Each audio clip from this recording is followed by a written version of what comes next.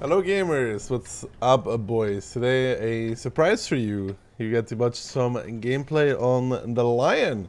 The tank that you saw in my statistics, which I was like, what is a lion? It's an animal in the Sahara, or not the Sahara. Hello gamers, and before you skip this part, have you always wanted free stuff in World of Tanks, such as gold, premium tanks, premium days? Then I have the perfect way for you. $1,000,000, takes about 3 clicks, you sign up, you install the extension, then if you shop online on any of these shops available, you will get pucks. What are pucks? It's a cashback system. You get pucks for shopping online. What can you do with those, Ducky? Well, it's pretty simple, boys.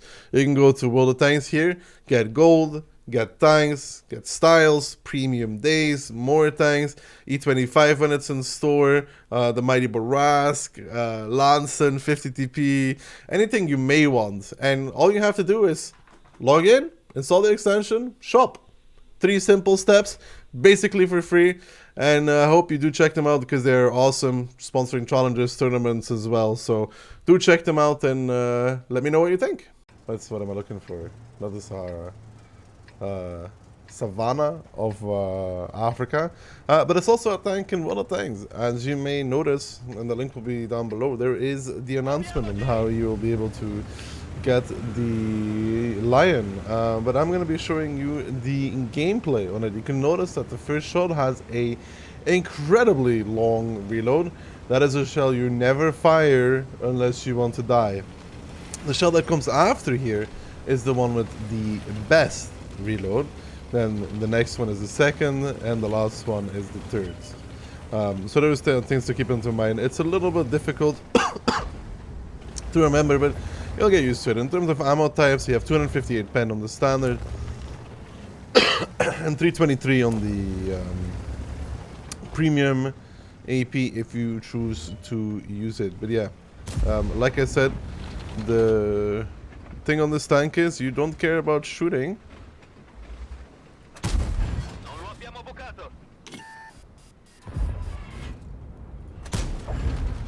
You can fire every shell except for the last one. Like, you can fire every shell except for the last one. Because the second one is the one you want to single shoot anyways. Like, well played by the I7 there immediately. That is unfortunate. Knocks on my third as well though, which is another issue by itself. I gotta be a bit careful here. Seems like the I7 is a bit of a gamer.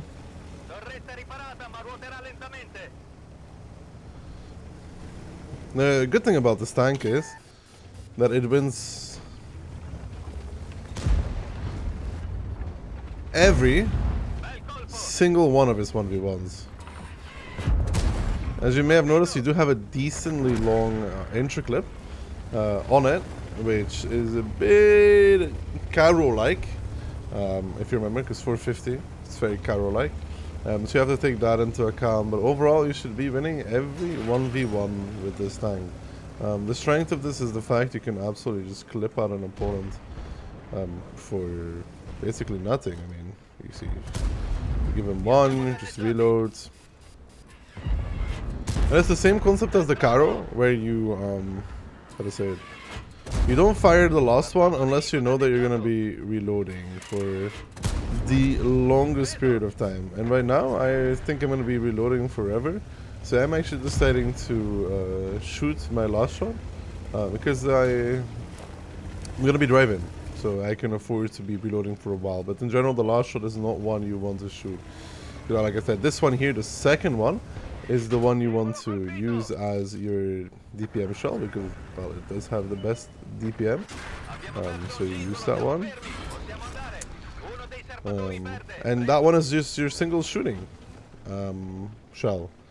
So whenever you want to single shoot and have maximum DPM, you you use the second one to your advantage, which means you can just clip at any given moment and just make sure that you have the second one available if needed. Like I said, the third one also has good DPM, DPM nonetheless compared to the first one. But on this kind of tank, you don't have to be careful about shooting, except for the last shell. So even if you're not reloaded, that's fine. Like here, I am just going to be waiting for my last shell, my second shell, because Otherwise, I'm going to be reloading forever. Yeah, I lost a little bit of damage there because of it. But 17 seconds is not really worth it either way, unless it is the end of the battle. Now, this is a very weird kind of mechanic. I understand. It's like really weird and it takes time to get used to. But once you do, you can really utilize this to your advantage. Like here again, I have my last shell. The game is not over yet. I'm not going to be shooting it because my second shell is the one that has the DPM. And it's the one that I'm going to be using most of the time, if possible, just to DPM play. And when I have nothing else to shoot for a long time, I will be DPMing with the last shell. If not, I will not be doing that. Because it is like 17 seconds. It's an incredibly long time you have to wait for that, well, last or first shell, if you want to call it that way. It is a very long time. Again, you just kill him. We don't really care whether we are almost have our shell or not. If we can wait for the shell, if you can wait for the shell, you can wait for the shell. If you can't, then you just shoot. There's no real punish there because you're just getting closer to your... like here I could wait if I wanted to. Although it's not maybe the right decision because I'm losing out on one shot of damage. It's probably not the right decision all in all. To wait there, I should have shot. So I get 2 shots out. But you can wait if you want to. It's kind of... It's up to the player in question. And the thing about this is that you have 4 shells at a really high alpha though. Like look at this. 420 alpha, it's like the Leo, but from Italy with 4 shells. It's kind of crazy when you think about it. All in all, it will be a hard tank. It does have some turret armor, but like most of the time you're not going to be bouncing anything in this. There's some random angles. I will link you to tanks.gg. Link where you can check it out yourself because like there's no real point for me to go over it for too long. It's something you should just check in your free time. I want to focus purely on the gameplay here. Apparently that's an ace tanker. Very cool. So first good battle in there. I'm talking about armor. Where was I? Yeah, it has 180 third armor, so it does have some third armor. Has 3.7 DPM. You can see 6.9, that is the shell that you want to use. The first one you don't want to use. The second one you can, third you can. Just never shoot the first one. It's very heavy punishing to go all 4 shells and shoot them. That's why you use the first 3. Well, the first 3. The last 3 technically. It's a bit confusing with the first and the last shot, I understand. On this map, outpost close range map, I'm going to be playing with HP because I feel like I'm going to need it. 3910, my favorite MM. I don't think I have the speed to actually climb up on the hill either, so yeah, there is that. We're gonna go towards the middle. You always have to remember that first, it's like really weird because it's like your first shell, but it's technically your last shell. You know what I'm saying? It's like it's like your first shell you load, but it's the last one you're firing. It takes the longest amount of time, and so I'll have 2 shells when I get to the middle. But I'll have the DPM of the second shell, which is really weird. It's like a reverse autoloaders. I don't know how to like really wrap my head around how to explain it to you. It's just second shell, DPM shell. So we get here in the middle. I'm gonna wait for my shot. I decided not to wait, because I don't think I waited fully for it, because he was going back. But I do get the 1 shot on him though, nonetheless. So we'll be taking that to our advantage. The TNH is not going to the right middle. Especially not with our phase 1 there. We could maybe, maybe climb. Oh, the 50 is putting some pressure there, which we can shoot. I'll give him 1. You probably would not have gotten a second shot even if we waited. If we didn't wait, I mean, probably would not have gotten it. But yeah, this is an interesting tank that I think is, yeah, weird. I find this a weird tank in general, mainly the way the clip works. I'm checking from the middle whether I could take it at some point or not, but the TNH is fully shutting this down with his position. So when I go back towards the T30, who might push up on the outside? Probably not though. I don't think I have the speed to climb this either way, which is another thing. The top speed is fairly decent. I mean, I could try it. Could try it for the fans. I don't think I have enough speed though. We'll see. T30 spotted me. I might have had the speed if I just went for it. And that's put me in a really awful position.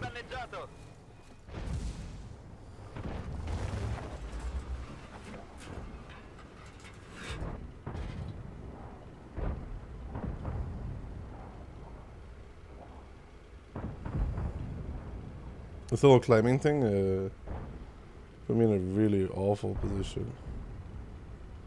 I mean, I will spot that the TVP goes for me, but I don't think I can get him to bounce, for example. I'd love it if the TVP actually tried to clip this AMX instead of me, but we both know that's not gonna happen. And one clip for this man. I bounced a T30 shot though. I can't reverse into this TVP either.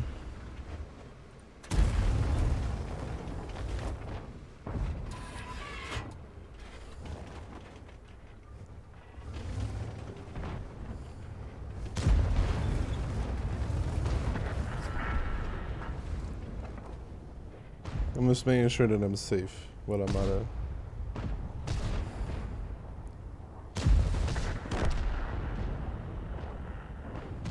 Is he really keeping a shell there? Would be fairly interesting. I really put myself in a bad situation here. Between you and me. I can't even go backwards either, because when I do that, I put myself in the position where I can die to the E50.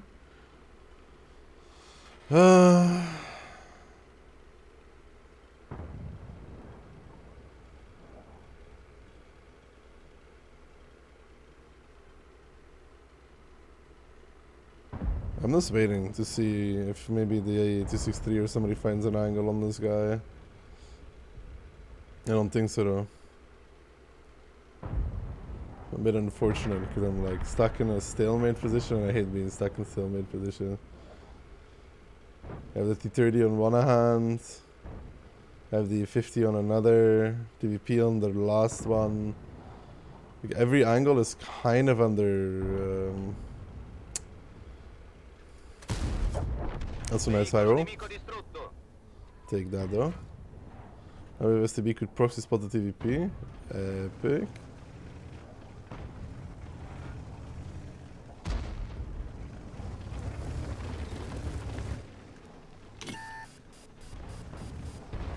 How did I get spotted?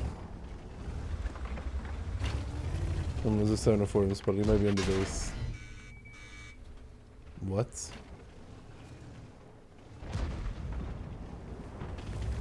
What?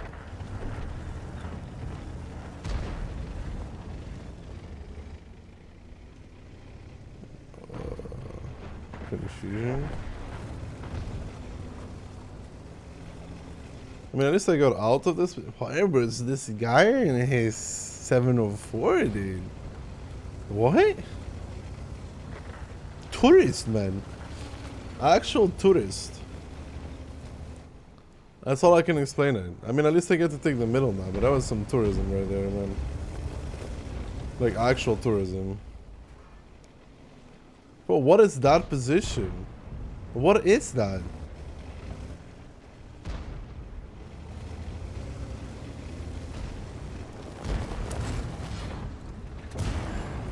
That is the first and probably the last time I've seen anybody play that on this map.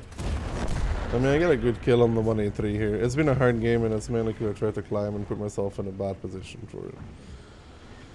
There's no other real way to explain it other than, yeah, well, stupid mistakes, man.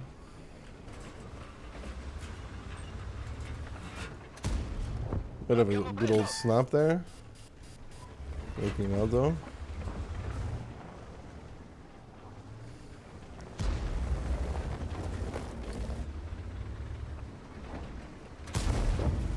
Nice roll there on the VK.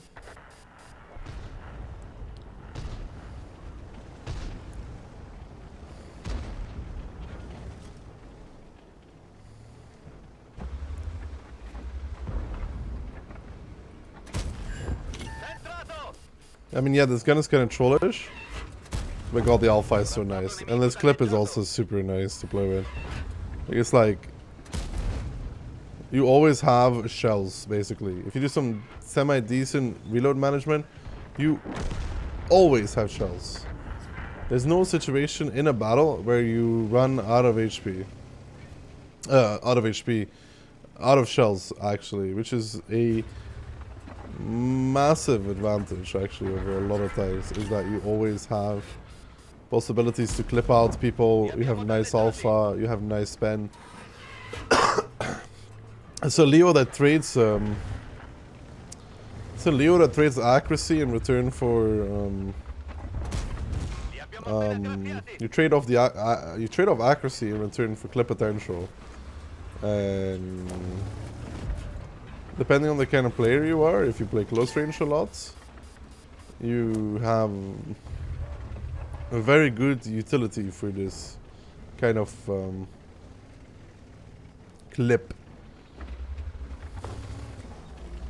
I kind of want to drop off now and find the Waffenträger, but I'm still a little bit afraid. Pretty good turnaround though in this battle. Apologize again for all the cough. I've been like, I'm like a cold or something for a bit now. But yeah, apologies.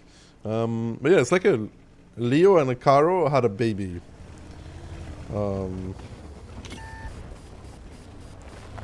I feel like that's a good comparison, actually. So a Leo and a Caro that had a baby. I don't really know how else to explain it. I need to find this Waffenträger though. Like, I don't know where he is. And somehow not die against the VK.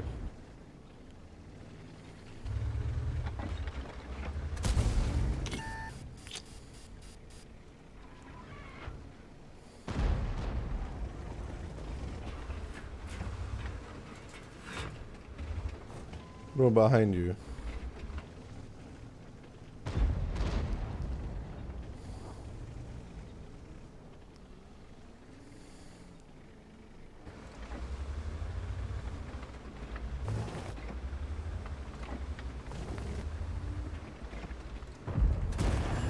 Corazzato nemico danneggiato. Veicolo nemico distrutto. The VK is pushing forward. Now we can get maybe one more. Yeah, it's unfortunate. We tried to snap it, we shouldn't have. Have one more on him. 6k out of this. I don't know. We were in a really bad position there for a long time. But yeah, this tank is something. It's definitely something. It's honestly like a Leo and a Caro had a baby. And as a result of this, you have this. It's not a Leo in terms of gun handling, but it is in terms of alpha and pen. And it's not a Caro in terms of DPM, because Caro doesn't have any DPM, right? If you've ever played the Caro, you don't have any DPM anyways. This reload system, this way actually gives you a tank that has clip potential and can single shoot. It's almost like how do I say it? It's almost like a Progetto that's actually not shit. I guess that's a good way to put it. It's almost like a Progetto that's not shit. Because the Progetto is a very sad tank nowadays. Anyways, we got a Fisherman's Bay. Not looking good. Double ID, triple line on Fisherman's Bay. A map that is already disastrously shit, IMO. But yeah. I think we go middle here. Still, even with 3 lights. I hate it, but why not? That's, I think, my thought process here. I really don't know what else to do. I cannot push city with this tank. I can't push city with this tank, so I'm not gonna be doing that either. The bats on the building there. I think he knows about the crossing maybe as well. I'm spotted out. We have triple light going towards 1-2, which is pretty interesting. Our Chem is there. T100 is there. We have a shitburn there. We have the shitburn 1. Might give him a second one. Like I said, it's not a Leo in terms of like sniping capabilities in the slightest, right? You're gonna have that quite a lot with this gun, even with improved aiming. It's nothing you can do about it. It's just the way it is. I don't think like that's the thing about this tank. It's not really a sniper. If you think it is, you've made a mistake, because it won't be hitting those kind of shells for you. Not now, probably not ever. I'm just trying to see if I could actually get some damage from the 10 tanks that are sitting there and camping. And missed. I just want to see the Yak Pounder peak high, man, to be honest. But I might also just go towards the city. What is unspotted? Nothing is unspotted. Let's go help our mouse.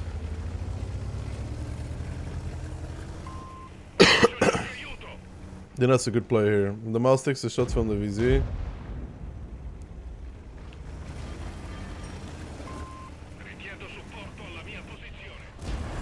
Here, 2771. I might take one for this, it's okay. That's another thing I have noticed about this tank though, is the fuel tanks are kinda...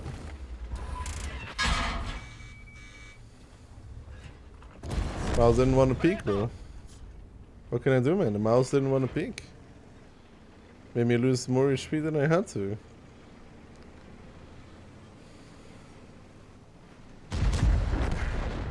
Did I spot it? No, I did not spot it. So hopefully the bad goes across to us here. We can maybe find an RD. I'm gonna repair my fuel tank though. There is definitely an RD here. Actually on the K line. Hopefully both. So we get double the... Get 1. 2.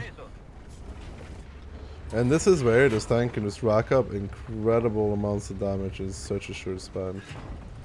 That clip potential, combined with the fact that it actually has DPM on the second shell, which makes it so if you do good reload management, you always have those shells available, you always have the opportunity to do damage. It's going to be a, I think, hard to play tank, but a very, very good tank though.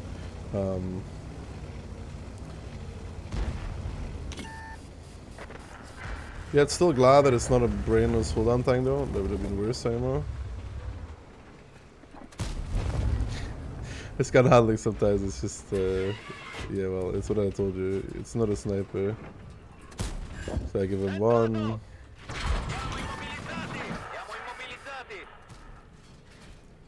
I can't shoot his shots. If I shoot his shot, I have like actually 0 DPM left. Batch ready with the... What do you call it? The damage issue.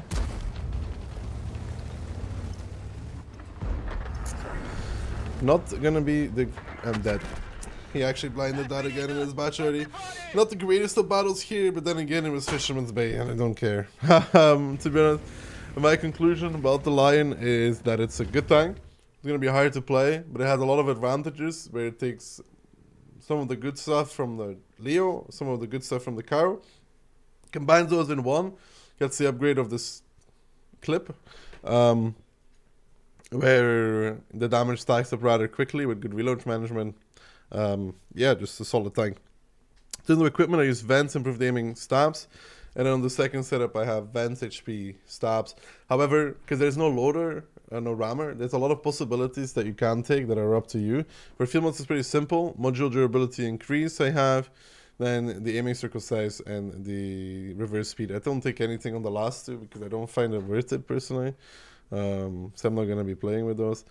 Not the greatest battle here. I mean, we got outplayed by their bad ID who did 400 damage and it was all on me. And he's an ID professional, so, you know, no surprises there. Anyways, 3 games, 5.2. But yeah, nothing on the last 2 because I don't feel like they're worth it. And all in all, a good result still on this tank. And yeah, I hope this gameplay can tell you whether it's worth it or not. And you can decide on the future steps. As always, thank you guys for watching. I'll see you guys on the very next one. Peace.